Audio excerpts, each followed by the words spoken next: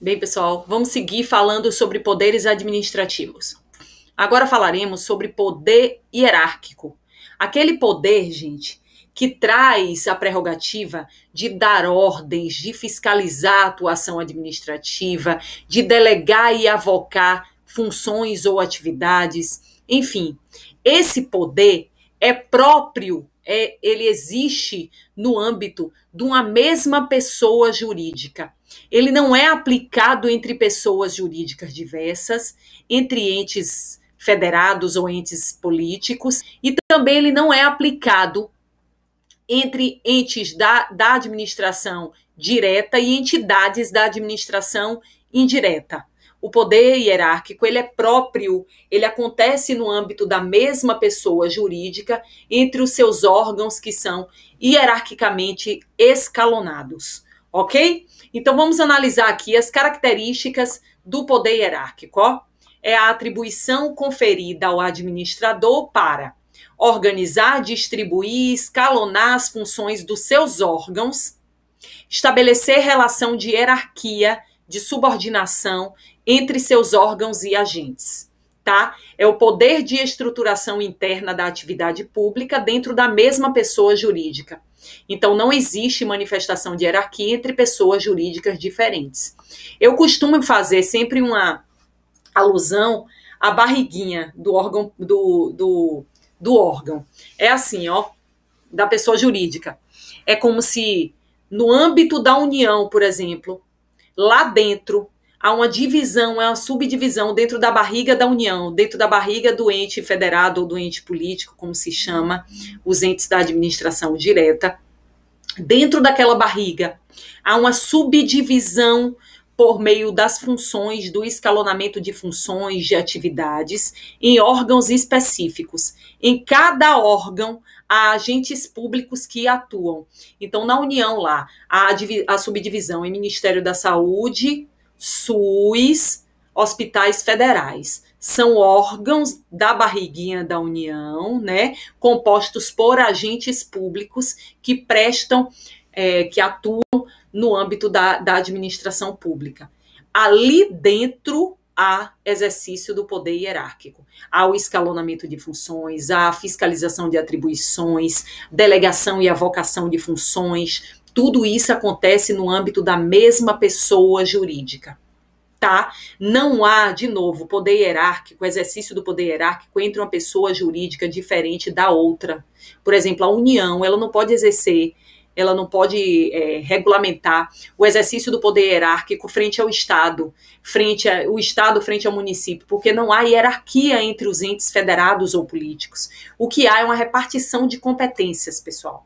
Bem como não pode haver também uma relação de hierarquia entre os entes da administração direta e as entidades administrativas da administração indireta.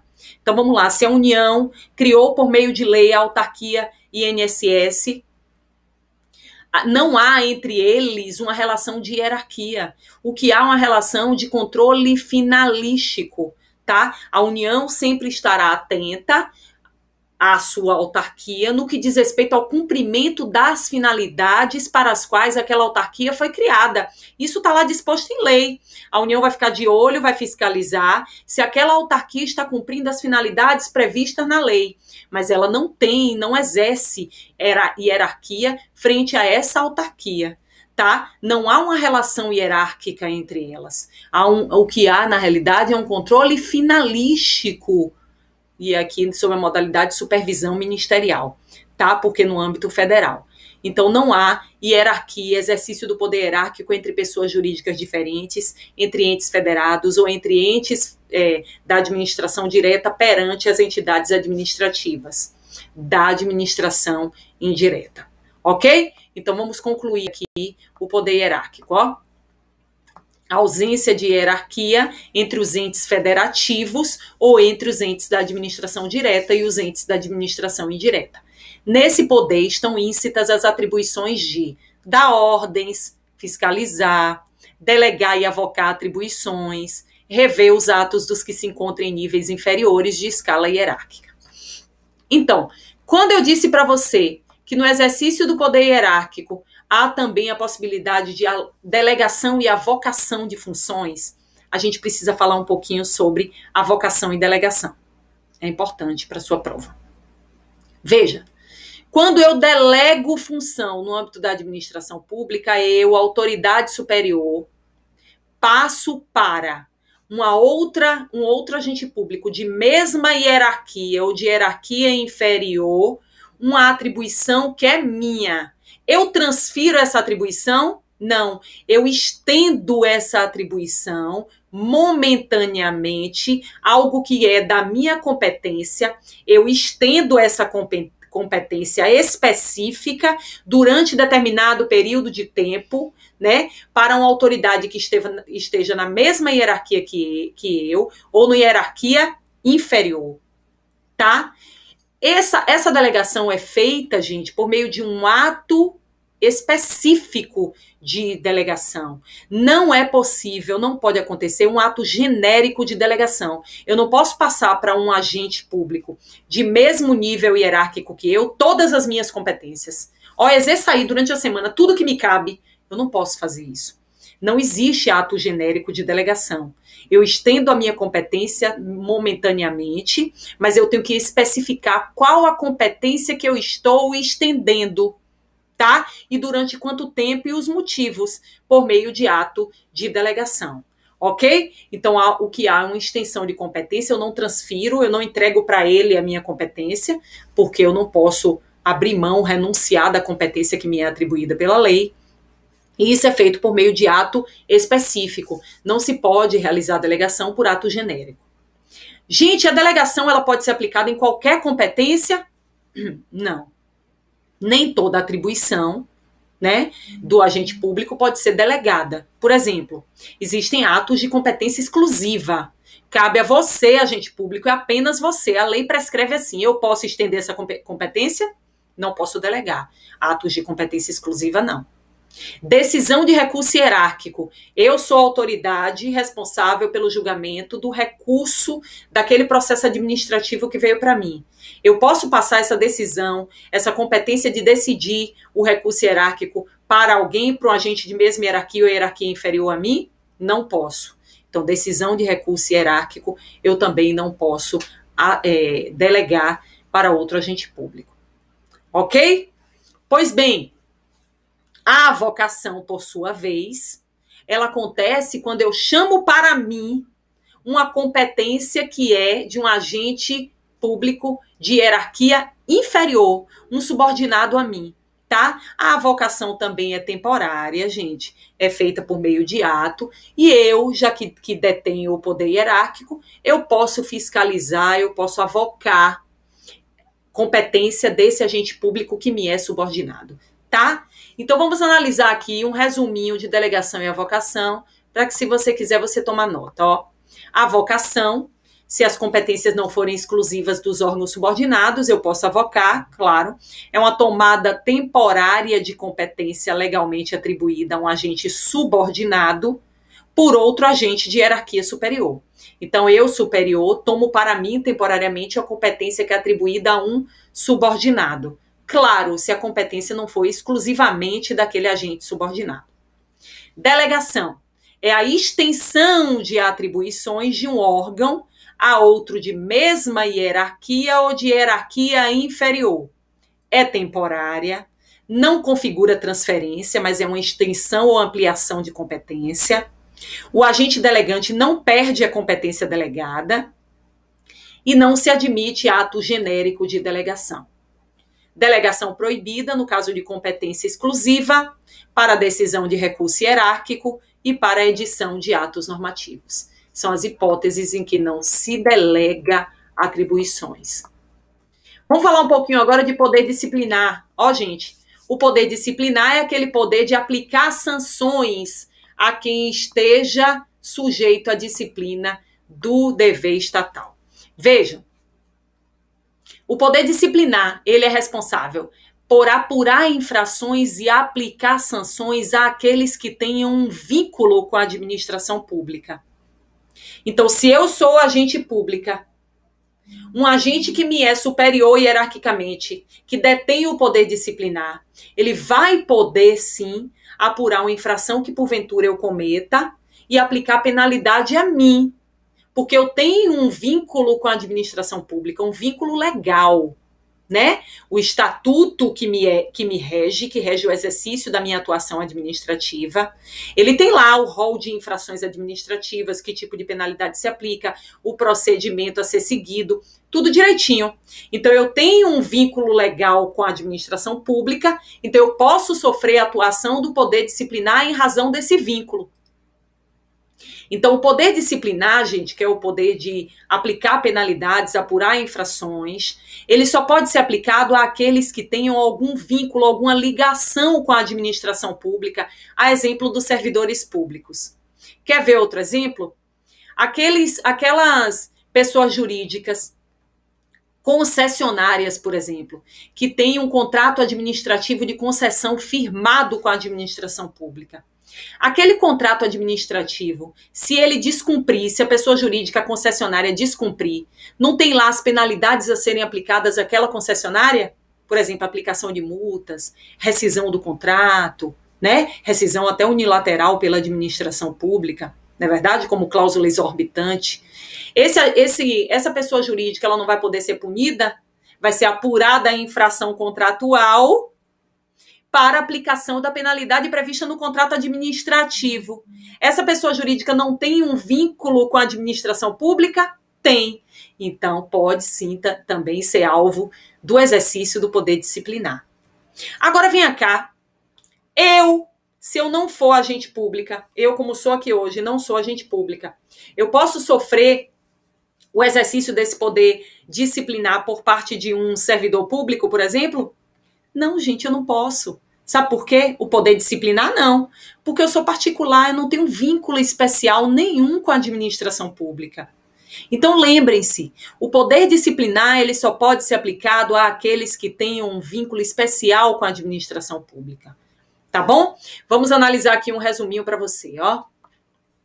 O poder disciplinar é a atribuição pública de aplicação de sanções àqueles que estejam sujeitos à disciplina do ente estatal.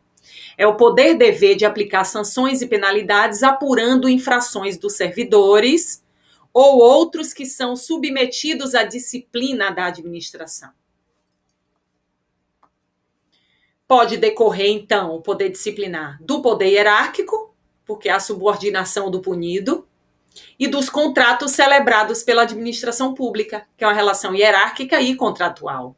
As sanções decorrentes desse poder não podem ser impostas aos particulares, como eu expliquei para você. No poder disciplinar, gente, não há possibilidade de escolha entre punir ou não punir o agente infrator. Então, se eu sou servidora pública, pratiquei uma infração administrativa, aquele que é superior a mim, ele não vai ficar, meu Deus, eu puno Juliana ou não. Ele não há essa possibilidade de escolha, ele deve atuar em conformidade com a lei. Se a lei trouxer opções de penalidades a serem aplicadas, ele pode escolher dentro das opções permitidas pela lei, né? E ele tem que avaliar a conduta do servidor público naquela situação específica.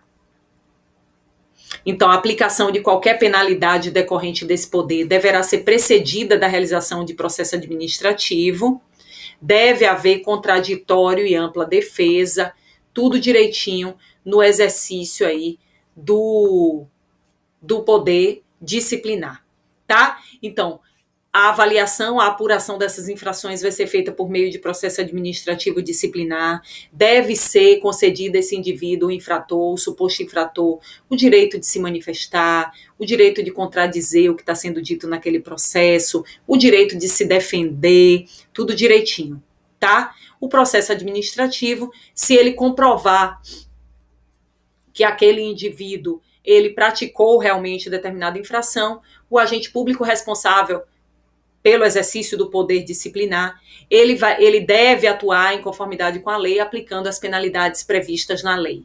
Aí, se a lei conceder uma margem de escolha, o agente público, a autoridade competente, poderá aplicar uma ou outra através do exercício do juízo de conveniência e oportunidade. Pois bem, vamos falar agora do poder disciplinar de polícia. Gente, esse é um dos poderes mais importantes para qualquer prova de concurso que fale sobre direito administrativo. O poder de polícia, gente, ele é aplicado a todos os particulares.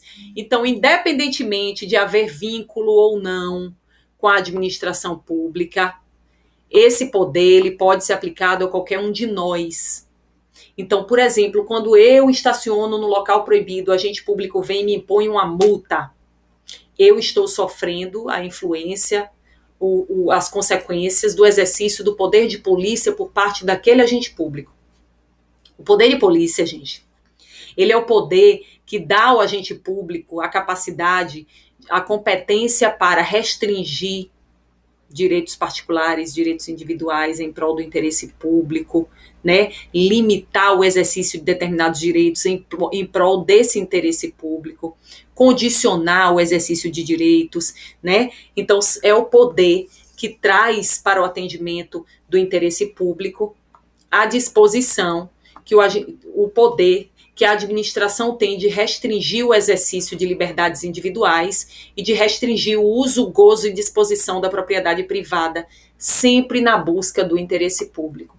Então, por exemplo, se eu tenho um restaurante e eu estou vendendo carne estragada, usando carne estragada, né, carne que já está vencida, com a validade vencida, enfim, ou está podre, e eu estou utilizando para servir os meus clientes naquele dia. E um agente da vigilância sanitária chegar no meu restaurante, ele vai poder interditar o meu restaurante, impor multa, tudo frente ao exercício, face ao exercício do poder de polícia que lhe é inerente pela atuação administrativa, tá? Eu vou poder dizer, eu enquanto dona do restaurante, não vou respeitar essa interdição, não? Não posso. Tá? O poder de polícia vai ser imposto a mim, vai restringir, vai limitar o direito de utilização da minha própria propriedade privada em prol do interesse público, que é o interesse pela saúde pública, pela manutenção da saúde pública. Tá? Isso tudo fruto do exercício do poder de polícia, que pode sim ser aplicado também a particulares. Pois bem, vamos analisar aqui mais algumas características atinentes ao poder de polícia. O poder de polícia é o poder conferido à administração pública, que envolve, como eu já disse, o poder de limitar o exercício de direitos e atividades individuais em nome do interesse público, o poder de condicionar, restringir, frear o exercício de atividade, o uso e gozo de bens e direitos pelos particulares em nome do interesse da coletividade. Ele decorre do princípio da supremacia do interesse público sobre o privado. Naturalmente, quando o agente público restringe um direito, limita o exercício de direitos em prol do interesse público, ele o faz regido por esse princípio da supremacia do interesse público sobre o particular. O poder de polícia compreende normas gerais e atos concretos de natureza preventiva ou repressiva. Então, o agente público ele pode agir tanto para reprimir uma conduta, como foi o caso do meu restaurante vendendo carne podre, né, gente? Que foi interditado repressivamente, porque a conduta já aconteceu. Mas, quando o agente de vigilância sanitária chega para fiscalizar um restaurante específico, está atuando no exercício do poder de polícia preventivo, né, independentemente de encontrar alguma infração ou não. As finalidades do poder de polícia são a defesa do bem-estar, a proteção do interesse da coletividade e a proteção do Estado.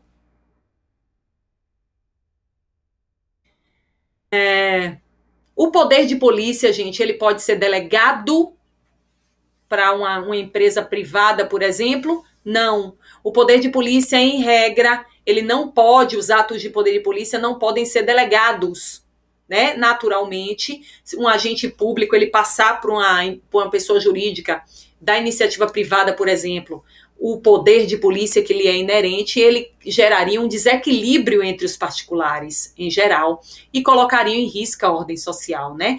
Porque uma entidade particular teria poder maior do que todas as outras entidades particulares. Então, isso traria um desequilíbrio entre esses particulares. Professora, mas eu já vi empresas de radares de velocidade de trânsito, por exemplo, trabalhando e são empresas privadas. Sim, você viu. Porque, nesse caso, o que é delegável é a atividade de mera execução do poder de polícia. Então, quando aquela empresa particular ela coloca radares de velocidade para controlar o trânsito, porque se a gente ferir, a gente vai sofrer multa, que é exercício do poder de polícia, né? Ela faz uma atividade de execução desse poder de polícia, porque de fato quem impõe a multa não é essa empresa que está colocando o radar. Então é delegável os atos de mera execução. São delegáveis os atos de mera execução, mas não podem ser delegados os atos referentes ao exercício do poder de polícia.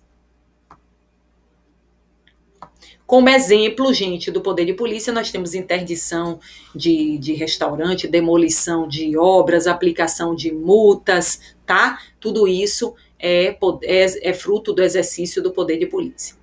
O poder de polícia tem atributos específicos que a gente precisa analisar, ó, gente. O primeiro atributo do poder de polícia é a discricionariedade.